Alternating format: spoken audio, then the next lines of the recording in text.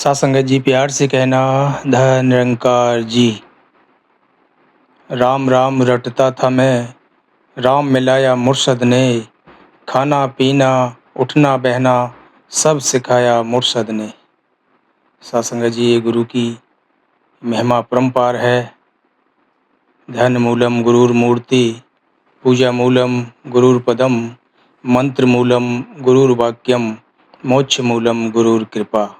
ये कृपा साध्य विषय है।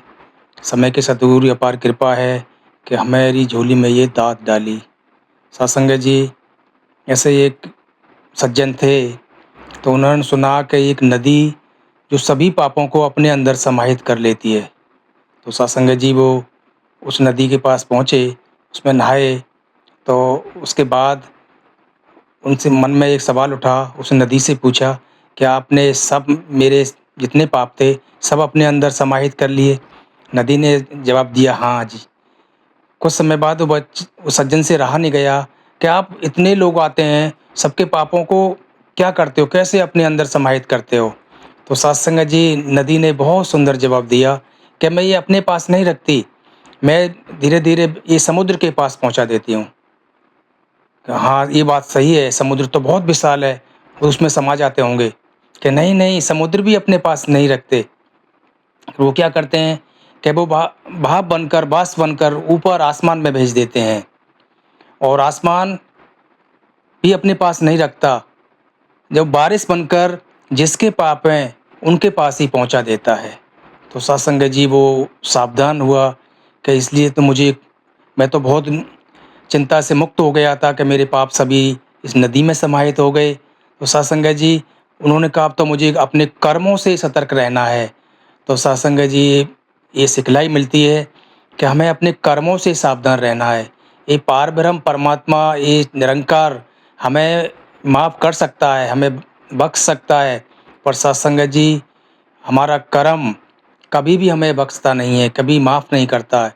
वो कर्म सत्संग जी हमें जो हमने किया है वो हमें भुगतना ही पड़ता है। सत्संग जी, नेति भेद नहीं करती, जो लेती है वो देती है, ये जग कर्मों की खेती है, जो बोता है उसे वही काटना पड़ता है। सत्संग जी, तो सत्संग जी हमें कर्मों से सावधान रहना है। कर्म हमें कभी भी क्षमा नहीं करते। समय का सतगुरु बख्शनहार है, हमें बख्शता है, पर सत्संग जी उन भूलों को बख्शता है जो हमें अनजाने में होती हैं। और हम जानकर इस निरंकार का ज्ञान होते हुए भी हम ये चाहते हैं कि ये तो सतगुरु बख्शनहार है, हम भूलों पर भूलें करते जाएं, ये बख्शता रहेगा। तो सत्संग जी संभव नहीं है। हमें चेतन रहना है। सच्चे बादशाह ने हमारी झोली में ये दात डाली है, तो चेतन रहने के लिए ज्ञानी होए सो चेतन होई। और सत्संग जी सब में एक ही रूप देखकर, इस निराकार का रूप सब में देखकर सबका आदर करना है। ऐसे ही काफ़ी पुरानी बात है, समय के सतगुरु बाबा गुरबचन सिंह जी महाराज अपने एक संत के घर मिलने गए। सत्संग जी जब वो घर पर पहुँचे तो सत्संग जी वो संत घर पर नहीं थे, उनके घर में ताला लगा हुआ था। तो थोड़ी देर जब वो ठहरे तो उनके पड़ोसी उन्होंने पहचान लिया कि तो हमारे पड़ोसियों के सतगुरु हैं, उनको गुरु जी हैं। तो अपने घर पर ले गए सत्संग जी।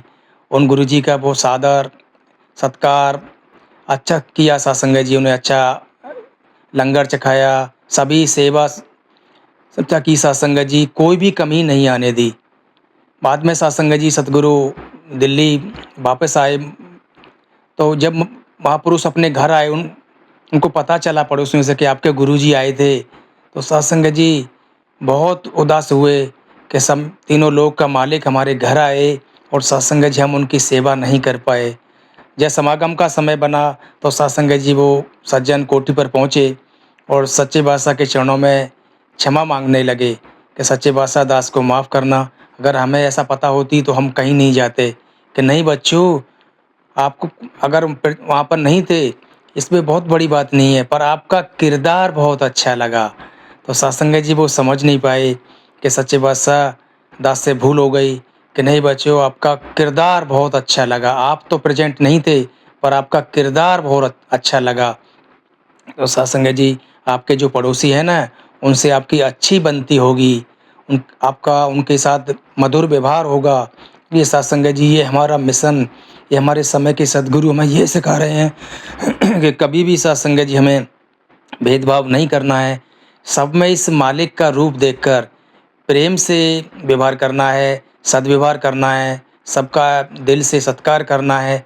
कभी भी अपने वचन से, बोली से ये सात संगत जी साबित नहीं होने देना कि हम भवन में तो अच्छे मधुर भाषी होते हैं और बाहर निकलते ही सात संगत जी हमें वही कठोरता, उस सात संगत जी से निराकार का भय निकल जाता है। तो सात संगत जी हमेशा हमें इससे निरंकार के भय में, इसके एहसास में रहना है।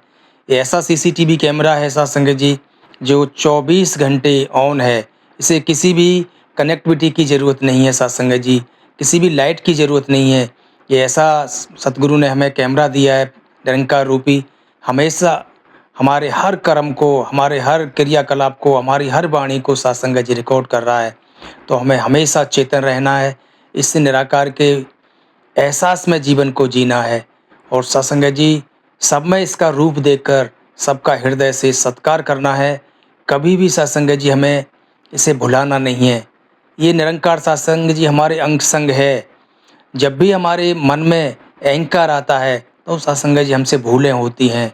जब हमारे अंदर ये निरंकार वास करता है, निरंकार का एहसास होता है, तो कोई भी भूलें नहीं होती। सब इस मालिक का रूप दिखते हैं। तो सतगुरु का लाख लाख शुक्र कि दातार आपने ये नफीस तोहफ़ा देकर हमें सत्संगत जी गलत चालों से बचाकर इंसानियत वाली चाल दी है। तो सत्संगत जी हमेशा ये जो सतगुरु ने दातें बख्शी हैं इनकी संभाल कर पाएँ और निरंकार के एहसास में जीवन जी पाएँ। हमारा सत्संगत जी जो भी पल सुखदाई है, ये सतगुरु, ये हुजूर के कारण है।